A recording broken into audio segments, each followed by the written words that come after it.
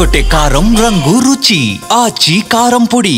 దేశీయ మార్కెట్లు ఇవాళ లాభాల్లో కొనసాగుతున్నాయి. భారత్ పై విధించిన సుంకాలను భారీగా తగ్గించబోతున్నామని అమెరికా అధ్యక్షుడు డొనాల్డ్ ట్రంప్ ప్రకటించడం కూడా సూచీలకు కలిసి వచ్చింది.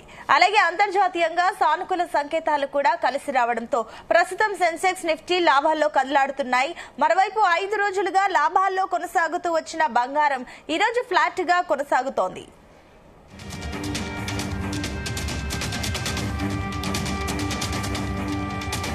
ఇదే అంశానికి సంబంధించి మనతో పాటు లైవ్ లో స్టాక్ మార్కెట్ విశ్లేషకులు జీవి సత్యనారాయణ గారు మాట్లాడడానికి సిద్ధంగా ఉన్నారు.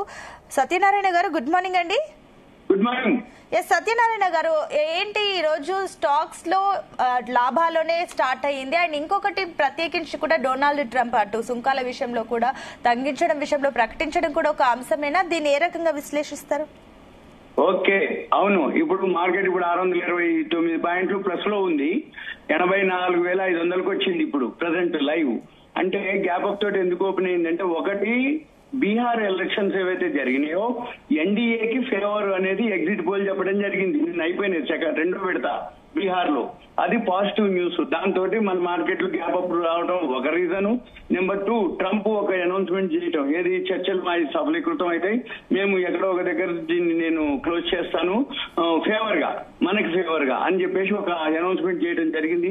దాంతో ఈ రెండింటితోటి మన మార్కెట్ లో బాగా పెరగడం జరిగింది. 626 పాయింట్లు ప్లస్ లోనే ఉన్నాయి.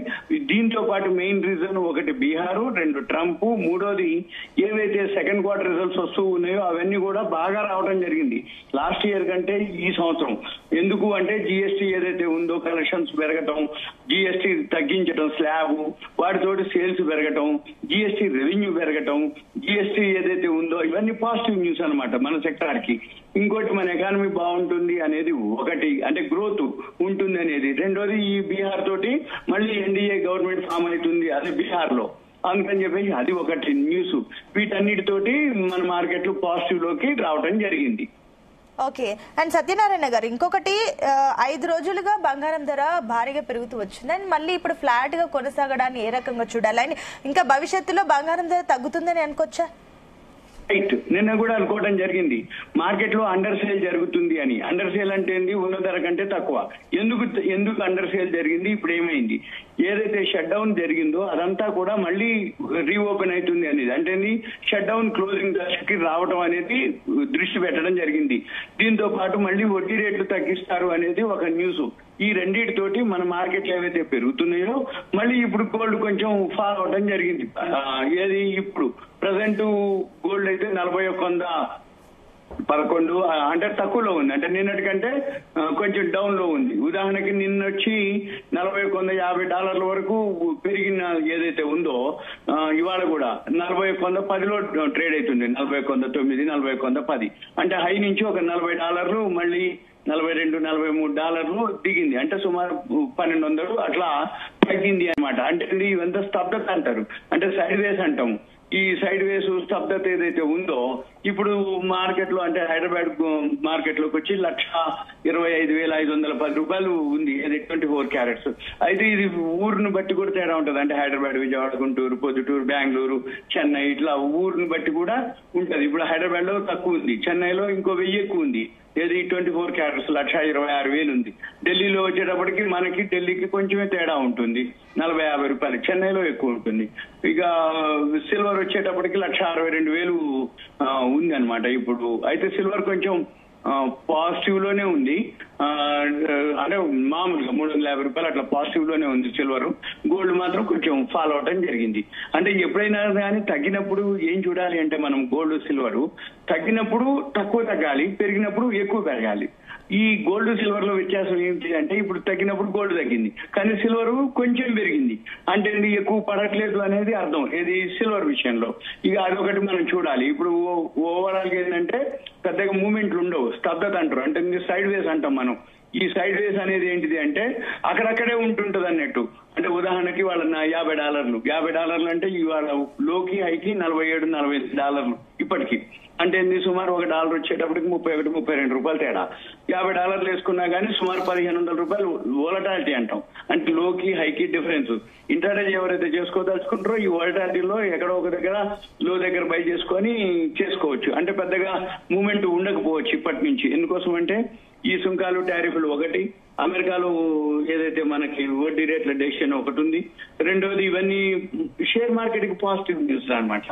వీటన్నిటితోటి మనం కూడా గమనించాలి. ఏంటంటే మన మార్కెట్లు కొంచెం అంటే గోల్డ్ సిల్వర్ మార్కెట్లు, మన మార్కెట్లు ఎప్పుడైతే పాజిటివ్ లోకి వెళ్ళిపోతున్నాయో, ఇవాళ పెరగటం నిన్న పెరగటం ఎప్పుడైతే బాగా పెరగడం మొదలుపెట్టినాయో గోల్డ్ సిల్వర్ మీద కొంచెం ఇన్వెస్ట్మెంట్ తగ్గుద్ది అనమాట. ఇది మనం గమనించాలి. అంటే మన మార్కెట్లు వచ్చేటప్పటికి మెయిన్ రీజన్స్ ఇవే, రెండే రీజన్ మనకి. ఒకటి ట్రంప్ పాజిటివ్ అనౌన్స్ చేయటం, నెంబర్ 2 ఈ బీహార్ ఎలక్షన్స్ ఎన్డీఏ గవర్నమెంట్ కి ఫేవర్ రావటం, అంటే ఎగ్జిట్ పోలు.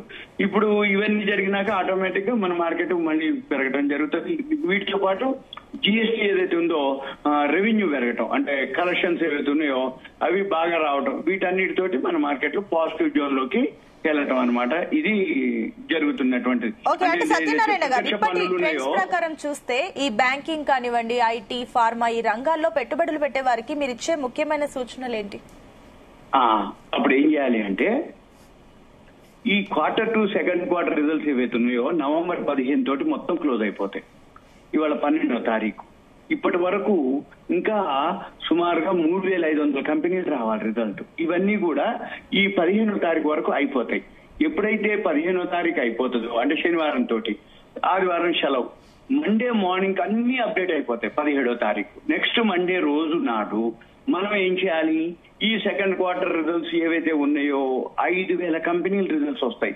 ఈ 5000 కంపెనీల్లో మీరన్నట్టు సెక్టార్ వైజు తీసుకోవాలి. అంటే ఇండస్ట్రీ వైజు, సెక్టార్ వైజు, అంటే 83 సెక్టార్లు ఉంటాయి.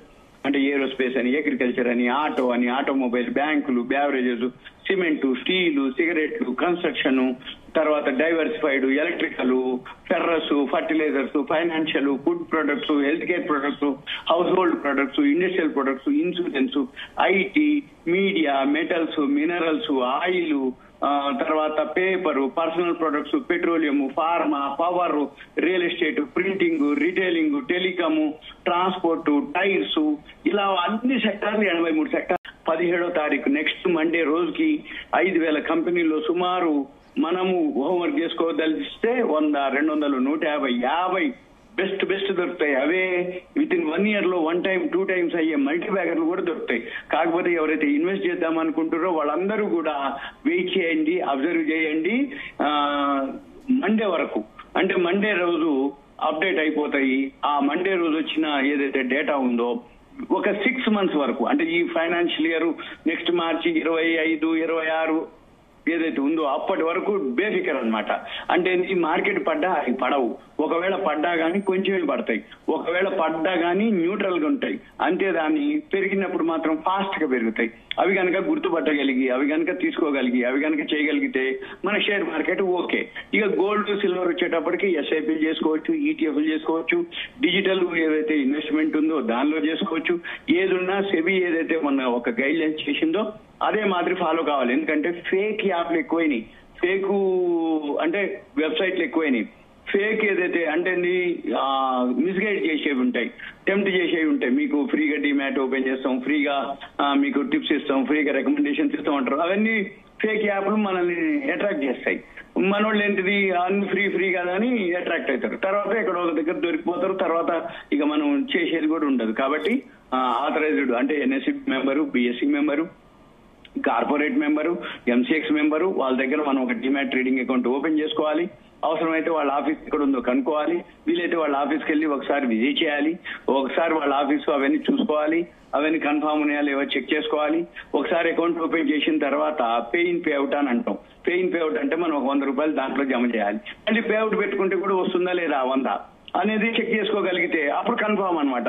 పే ఇన్ అంటే మనం వేయటం, పే అవుట్ అంటే మనం తీసుకోవటం. పే ఇన్ తీసుకుంటది యాప్లు, ఫేక్ యాప్లు అయినా తీసుకుంటది, ఏ యాప్లు అయినా. పే అవుట్ పెట్టినప్పుడు రావు, ఇక అప్పుడు మనకు తెలిసిపోద్ది అది ఫేక్ అని. కాకపోతే మనం ట్రయల్ వర్షన్ కి అది నిజమా అబద్ధమా అని తెలవాలి అనుకుంటే ఒకవేళ ఆఫీసు ఎవరన్నా పరిచయం ఉండి వాళ్ళ ఆఫీస్కి వెళ్ళి వాళ్ళ ద్వారా ఓపెన్ చేసుకుంటే రియల్. లేదు ఎందుకులే యాప్ ద్వారా చేసుకుంటాం అనుకోండి, యాప్ ద్వారా ఓపెన్ చేసుకున్నాక ఏం చేయాలి, ఒక 100 రూపాయలు ఎంతో అందులో ఇన్వెస్ట్ చేయాలి, పే ఇన్ అంటాం, జమ చేయాలి. తర్వాత మళ్ళీ ఏం చేయాలి, ఒక పూట ఒక రోజు ఆగి పే అవుట్ పెట్టుకోవాలి. అంటే ఆ 100 మళ్ళీ మన బ్యాంక్ కి రిటర్న్ వస్తున్నాయా లేవా చెక్ చేయాలి. రిటర్న్ వచ్చింది అనుకోండి, అది రియల్ యాపే. సపోజ్ ఆ 100 రావట్లేదు అనుకోండి, ఇక అంతే, సింపుల్ అనమాట. ఇలాంటివి మనం తెలుసుకోవాలి. ఇప్పుడు మార్కెట్ పాజిటివ్ లోనే వెళ్తుంది, ఇప్పటికిప్పుడే మళ్ళీ 650 పాయింట్లు ప్లస్ లోనే ఉంది. ఇవాళ ఏవైతే 30 కంపెనీలు BSE సెన్సెక్స్ ఉన్నాయో 23 కంపెనీలు పాజిటివ్ లో ఉన్నాయన్నమాట. ఇవాళ మీరు అన్నట్టు సాఫ్ట్వేర్లు బాగా పాజిటివ్ లో ఉన్నాయి. అదాని గ్రూప్ ఉంది, రిలయన్స్, ఇవన్నీ అంటే ఏవైతే ఉన్నాయో టాటా గ్రూప్, అవన్నీ కూడా పాజిటివ్ లోనే ట్రేడ్ అవ్వడం జరిగింది. రిజల్ట్స్ ని బట్టి ఈ ఎఫెక్ట్ ఉంటుంది. మెయిన్ ఎఫెక్ట్ ఇదే మనం అనుకున్నట్టు, బీహార్ ఎలక్షన్స్, ట్రంప్ న్యూస్, వీటితోటి మన మార్కెట్లు పాజిటివ్. ఈ గోల్డ్ సిల్వర్ కొంచెం వెయిట్ చేయాలి. ఎవరైతే ఇన్వెస్ట్ చేస్తారో అక్కడక్కడే అంటే మొన్న ఒక 3 days బ్యాక్ 4,000 దగ్గర ఉన్నటువంటి గోల్డ్ డాలర్లు వరల్డ్ మార్కెట్ లో ఇప్పుడు 4,110, నిన్న 4,150 వరకు పోయింది. ఇప్పుడు మళ్ళీ ఒక $40 మైనస్ లోకి వచ్చింది. ఎవరైతే ఇన్వెస్ట్ చేద్దాం అనుకుంటారో చూసుకోవచ్చు. $4,000 దగ్గర చాలా రోజులు స్తబ్దత ఉంది, అంటే సైడ్ వేస్ లో ఉంది.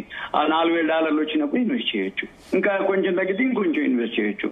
SIPలు కానీ ETFలు కానీ అక్కడ మనం ఇన్వెస్ట్ చేస్తే సేఫ్ అన్నమాట. అంతే తప్ప హైలో ఎంటర్ అయిపోయి లోలో అమ్ముకోవటం, లోలో సెల్ చేయటం అట్లా చేయకూడదు. లోలో బై చేయాలి, హైలో అమ్ముకోవాలి. ఇది మామూలు బిజినెస్. అంటే ఏంటిది, తక్కువలో కొనుక్కొని ఎక్కువలో అమ్ముకునే దాన్ని బిజినెస్ అంటాం. ఓకే, థ్యాంక్ యూ అండి సత్యనారాయణ గారు.